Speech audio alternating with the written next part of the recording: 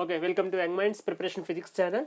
The 16th question, motion in a straight line. What is that? 16th question, what? Which of the following curve does not represent motion in one dimension? Motion in one dimension. To see, don't fear about seeing these kind of graphical questions. These are very tactably you can do. Okay, within fraction of 1 to 1.5 minutes. That's it. Not more the time generally required for solving these kind of questions. So what is the question? Which of the following curve does not represent motion in one dimension? To see here, while seeing the first graph, the with respect to time, velocity initially increases, then after decreases, isn't it? So at different times the particle having different velocities, isn't it? At different time the particle having different velocities.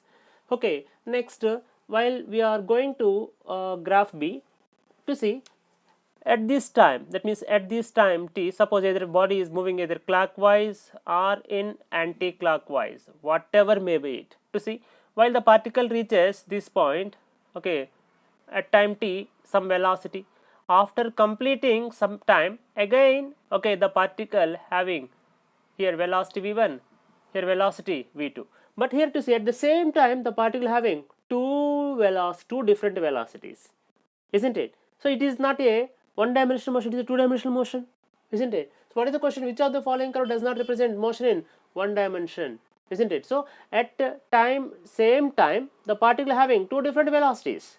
So obviously maybe I think this is the correct option. Whether it is correct or not, we check go to the third graph. What is that? Here also to see with respect to time velocity is changes, but at the same time the body doesn't have two different velocities.